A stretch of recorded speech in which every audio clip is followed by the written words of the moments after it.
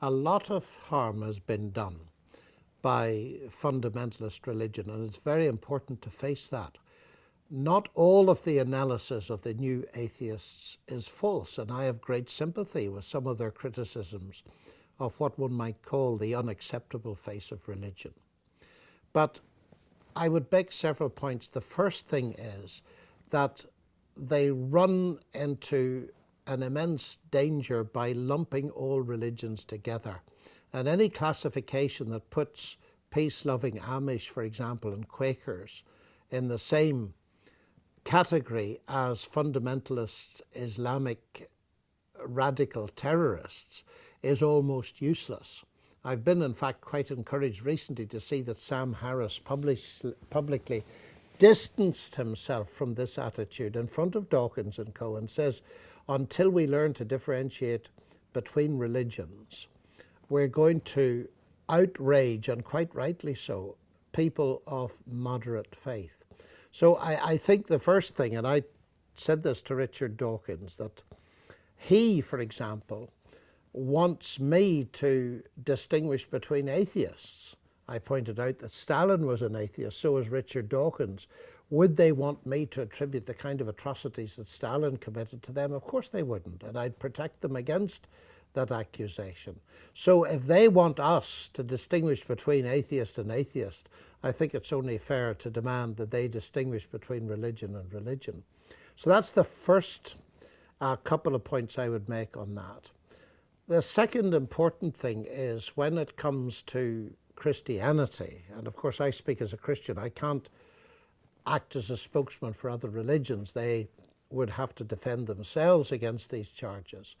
But as a Christian, I would want to say firstly that I'm utterly ashamed of the kind of attitude that was shown in the Crusades, where professing Christians, Christendom, marched on the Turks and the Muslims and slaughtered them hip and thigh.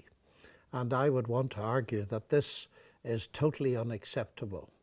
But simultaneously, I'd want to say that this was not obedience to Christ that produced this violent behavior, it was disobedience. And that's very important to see that historically Christ was tried, indeed, for being a terrorist. He was accused of the very thing that the new atheists are accusing religion of, and Pilate, the Roman procurator, publicly exonerated him from it. So that to accuse Christ of fomenting religious insurrection is simply false. He famously said to Pilate that his kingdom was not from this world, and he explained what he meant by it. Otherwise, my servants would have been fighting so that I shouldn't have been delivered to the Jews. So the Christian stand, presumably, following Christ means to renounce violence.